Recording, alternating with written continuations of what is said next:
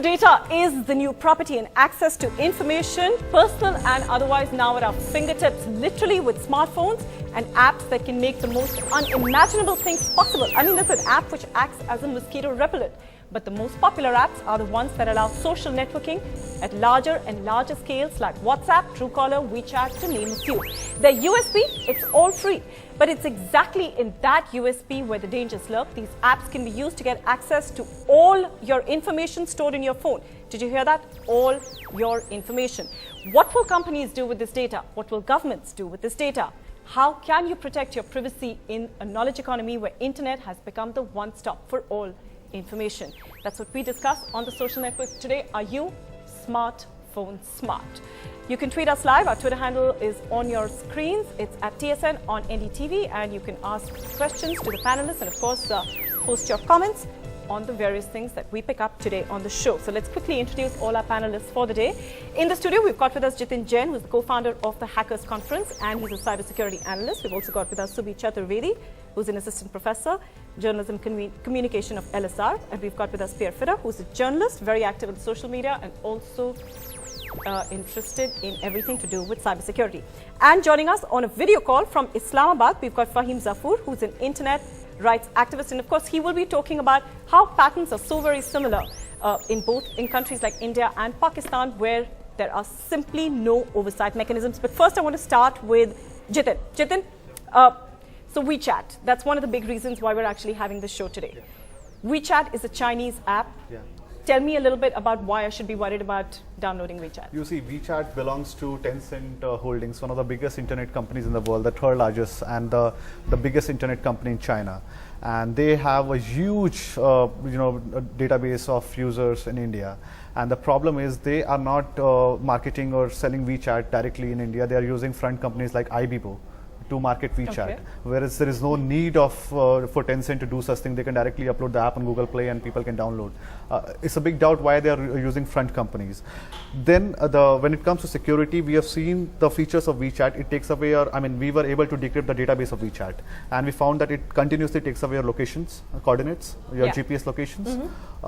They're using all the permissions which is possibly available. When an app can get on the mobile phone, they can collect your voice samples, they can collect your pictures, they can collect your database, your files. Everything you have on your phone is completely can be controlled by WeChat, and they can take away anything. Now in a era where India is still hunting for the voice sample of Hafiz Saeed from last 5 years, the Pakistani guy, and here you have an application, a Chinese application, which has taken away the voice samples of millions of Indian users. They have taken away photos. They are continuously monitoring your GPS coordinates, which is the biggest threat, because once you have GPS coordinates, you can pinpoint the residence location of a user, the office location. So this is essentially what you're talking about. It could be a potentially very, very huge security issue. So you want to talk a little bit about how this could really compromise on personal as well as personal as well as corporate security? I'd see this as a threefold argument, really. It has to be pro-choice. Of course, technology has made our lives better, but you can't imagine the world without internet. As far as compromising security, individual as well as state security is concerned, I think the dialogue and the debate has only just opened up. And this is just the tip of the iceberg. You're not just looking at your phone data, you're also looking at the entire database of conversations, emails deleted, drafts unsent, deleted SMSs. You're looking at where your child has been. I think it's extremely important to understand, and I was in a conversation with my girls, students, earlier during the day. They see this as an absolutely imperative tool which helps them cut costs and messages across quicker. Now, as far as state security is concerned, internet as a phenomena grew outside the state. This is a technology that's mediated, and we're still trying to look at governments coming to terms with what really this monster is that has been unleashed upon us. I think it's imperative that we need to make ourselves more aware with the technology, engage with it at multiple levels, open up dialogues and conversations. I'm glad we've had someone like Jitin on the show who's hacking and also engaging and building platforms with government and governance structures. I think Jitin would say that's decrypting. He doesn't necessarily want to be called a hacker.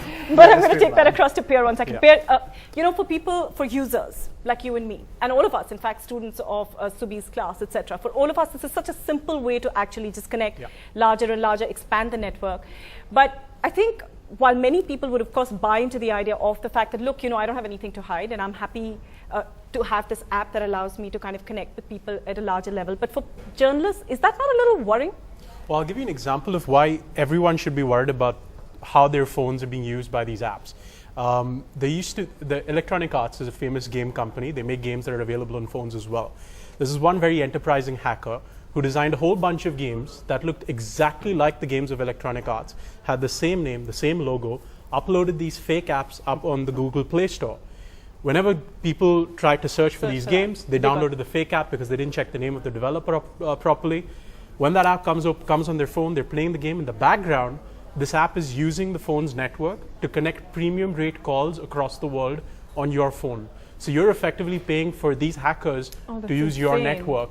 And that means you're losing money as well. That's the monetary loss. But what about the fact that, you know, there is a sense of the fact that clearly somebody is snooping on the data? I mean, say tomorrow you wanted to go out and meet a source of yours, and you're communicating that over an app. That means somebody, say for example, WeChat guys, would know exactly where you're going and be able to locate you through their GPS. And I think it's crazy because, like Jiten was saying, this is a company that's held by Tencent, which is a company that has very shady ties to members of the Chinese, well, more than just the Chinese government as well. And so you're not sure of how this information is being used. If I'm meeting someone from, say, the Defense Ministry or from one of the intelligence agencies, what kind of information on my phone or my laptops is being taken out by these apps and sent across to China?